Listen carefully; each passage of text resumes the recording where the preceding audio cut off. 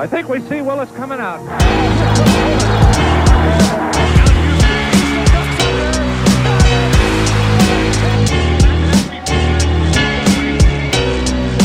Johnson cuts left, now fires a three. It is good, and he's fouled! Hey guys, so I think you can tell the topic of the video, our man Frank Ntilikina. Frank Ntilikina. We have a fondness for him in our We do. heart. We can admit. We like him. We like Frank. We rock with Frank. We think he's got a lot of potential. But today we're going to talk about why we think the Knicks should be starting him this season and what it means for the long-term future of the franchise. Well, I'll say first of all, we drafted him. He's our guy. He's our rookie. We have him for the next 3 seasons. Yeah, this one and 2 more after. Yeah. So why not? It could be even longer. Why not spend the time on nurturing and developing this guy? Right. So based on that point, right, we drafted him. He's here for the future. It kind of goes into our second point. Trey Burke and Mudiay are like 9 months left with the Knicks when after that, anything can happen. They're both on 1-year contracts, right? Both on 1 year at this point. Next year, 15 teams have a huge cap space, right? Trey Burke is smart. When he goes on the market, of course, I definitely think he likes New York and wants to stay here, and I think he feels like he should be here. He's gonna play his ass off. Play his ass off this season. Really well and shine and make sure that all these other teams are looking at him. Just in case, Yep. because you never know. You know, Trey Burke put his faith in Utah. He was at Utah. They drafted a point guard the year after they drafted him. And sent him to the G League? No, he went to the Wizards. They traded him after a while. But the point is that Trey Burke and Mudiay are both here on short-term deals. Yes, there's a chance we bring them back, but next summer, you know Perry and Mills are trying to make a splash. Kemba Walker's being spoken about. Obviously, we know the KD stuff. That doesn't really affect Trey Burke as much. But the fact is, they could be gone. We saw what happened with Jeremy Lin. He gave us, 3-4 good months, and Houston hit us with the poison pill contract, and we couldn't match him.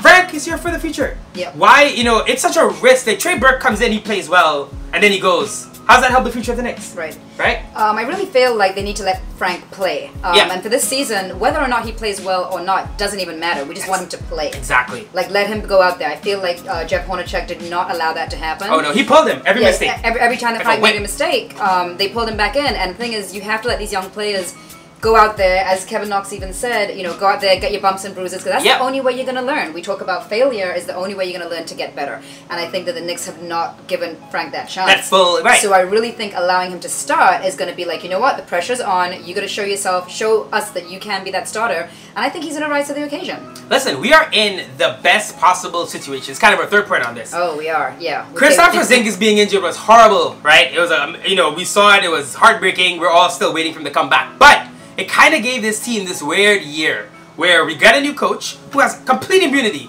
right? Dave is not getting fired this year unless he gets in a fight with someone in the stands. Or maybe Joakim Noah's coming back for some more punches on the coach.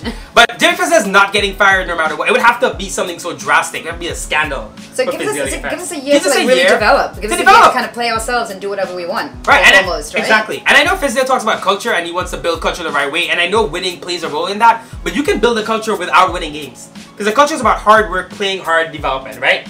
You don't have to win games. Winning games is nice, and winning games definitely does so. Right, and we do want to win games. And Make no mistake, we're not saying that, oh, it doesn't matter. We do want to win games. We definitely want, obviously. But my thing is, when you start Frank, you're really looking to the future, right? We got Kevin Knox. Kevin Knox is 19. Mitchell Robinson's 20. Frank is 20. And they're all with us for the long haul. And they're with us. KP's 23. Alonzo Trier, 22. This group of guys, they're going to be here, for the next 3, 4, 5 years. I definitely think so. So why not give him lumps? Another thing is, we don't know anything that we should really know about Frank Ntilikina. We don't know anything more than we knew when he was drafted. What do we know? Defensive guy. We know he's a great defender. Yeah. Wingspan. Long arms. we knew that. We knew that he had potential to do certain things. But last year, the way he was played so kind of sporadically and didn't really get a chance to settle, you can't tell me, no one can tell us after the first year, oh yeah, Frank's definitely a point guard. Or he definitely showed that in year 1. It's like whenever you know what position he's supposed to play. Right, and it's cool that he's versatile. I know that Fizdale loves the fact that he can play up and down in different positions. But the fact that his first ever, after being drafted and playing 78 games his rookie season out of 82. This is the first time he got to start. The first time he got to start at point guard. Wow, which is ridiculous. And his position. Which is ridiculous. Yeah. And this is the crazy thing. I looked at the Spurs, right? They have Dejounte Murray, who just tore his ACL, so sadly. But Greg Popovich let him get his chance last year. He didn't start the whole time. You know something? I mean, yes, of course we love Frank on the Knicks, but Popovich would actually be the ideal coach for Frank. Pop would steal oh my God. He's that coach that would develop a player like him, take him under his wing, and like really push him to the limit. Yep, we'd be looking at Frank in the Western Conference playoffs doing crazy things, upset, because we couldn't develop him. And, you know, so back to Dejounte Murray, he got to play a lot last year. I think he averaged like 8.6 rebounds, which isn't that much crazier than Frank's, you know, 5 points and, you know, 3 rebounds, 2 assists or whatever it was. But the point is, he got to play. And then, you know, the Spurs were a team competing looking for the playoffs, and they were able to start their young guard. And Dejounte did so well, you know, he made the all-defensive team. And I know that if Dejounte Murray, right, who's 2 years older than Frank, and is also, I believe, in terms of like raw talent, is not as good as Frank, you imagine what would happen if Frank got that time. And I don't know if Frank is going to go out there this season and completely prove it, but I do know that neither Burke nor Mudiay so far have shown you that they're so much better than Frank that they should start. And they've been in the league for a minute. So they already had their opportunity to do this. Exactly. Like, Frank has not had that opportunity to do this, but Burke and Mudiay. Burke and Mudiay. Good. I'm glad you forgot his name. He doesn't deserve it. He doesn't deserve Burke and Mudiay both were already in the league and already had their chance to like start and to play with these teams for what, like about 3-4 years? 2, 3. It depends on, like, you know, Burke was in Utah. He got to start. Had a good rookie season actually. Mudiay got what, 2.5 seasons. Mudiay watched Jamal Murray take his starting position. Like, these guys both got the full opportunity to start in the NBA at point guard, at their position, and play. Frank Ntilikina, and I know he can't break down defenders sometimes, right? I know he passes the ball as soon as he crosses that. I get it. But we have to know what we have, because it's going to help us make a more informed decision later on. So for me, it's hard to invest in 2 guys that have already had their chance for another team. And we don't know if they're going to be here next year. And we don't know if they're going to be here next year. And what do we lose by playing Frank? I really can't see it. Either A, Frank sucks. Then we know. Then we know, you know what? This guy's probably not going to work out. Right. And then we get a high draft pick, right? So we add some, we're going to add a real star. Because they're like the top 5 next year is looking nasty. Shout out to Andrew Nasty. You'll find out more about this guy in the future. So I'm not saying tank at all. I'm saying you play hard, play to win. But make sure Frank gets a lot of minutes at point guard. Because for me, if he plays this year and he plays well, and even if we suck, we know now, him, Knox, Mitchell, we're seeing something. I was gonna say, you noticed in the last game that Fizdale had Kevin Knox play. He let him play. But Fizdale left him in, and I really liked that because he was like, "Look, you're the rookie. This is what you're supposed to do. This is your position. Play."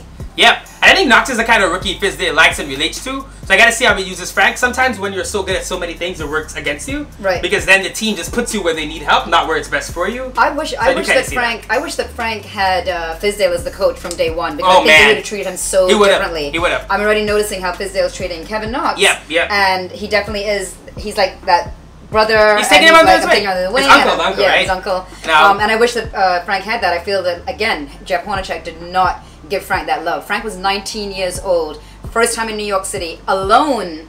His family was not here, brothers were not here, mom was not here, not old enough to even drink, to hang out with the fellas. Right. So he was home alone. So yes, he was dealing with a lot off the court, so when Jeff was pulling him, I think that was also a mental thing for him as well. Every mistake you make, you're playing nervous, you're playing timid, you're thinking too much. Frank spoke about this. Yeah. So listen, I definitely think, you know, deep down I know Trey Burke is probably better than Frank right now. But to me, watching especially his first start in the last game against the Wizards, it was a great start. He played well. Right. I mean, he fouled a lot, but he played well. And to me, unless Burke is playing so much better than Frank, that it's very clear that, you know, he should be the starter. Even Fizdale said it. None of these guys have made it their own. So if no one's made it their own, why not go with the guy that's here for the future? And at least you know. At least you know. That's what it boils down to me. You have to know. You know, you can't make decisions if you don't know. If you don't know, now you know. Also, I think with Frank's size and his height, that he can be a great defensive player for us for the next 10 years. Not just that, I think Frank could make our team a top 10 defensive team. If Frank's your point guard at 6'6", right, in a league where there's so many high-scoring point guards, you now have a great point guard defender to kind of put these guys off their game. Because KP's a good rim protector, Mitchell seems to be projected to be a good defender, I think Knox is going to improve. You have some really strong defenders on the court. You can't get hit on switches. And can I say what I love to see about Frank when he is defending is that he switches who he's guarding effortlessly. And seamlessly. Sometimes talking to the other guy, sometimes not. But he just kind of like, he really seems to be observant of every single thing that's going on the court on the defensive as a whole on the defensive side. So he sees when it's time for him to switch and really mark somebody else. And he kind of calls the play, and which is what the point guard is supposed to do, right?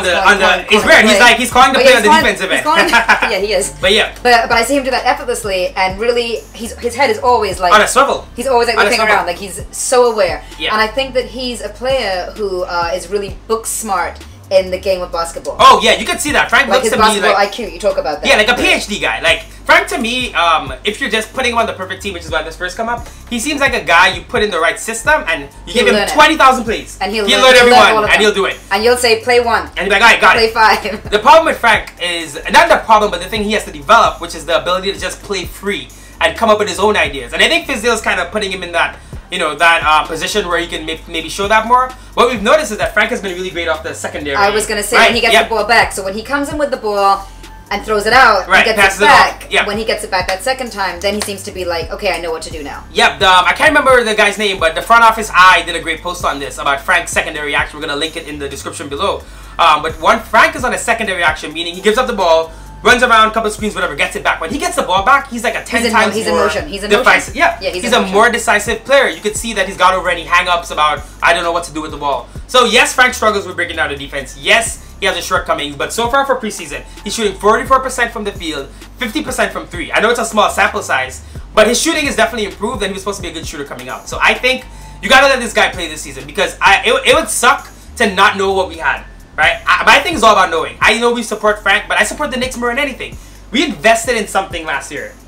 Let's see the rewards. Let's see the rewards. Yep. Let's see the rewards. Alright, guys. I know, I don't know. Frankie Poo. None None of this is getting. Oh, that's good. I'm gonna use that. Cut all this shit.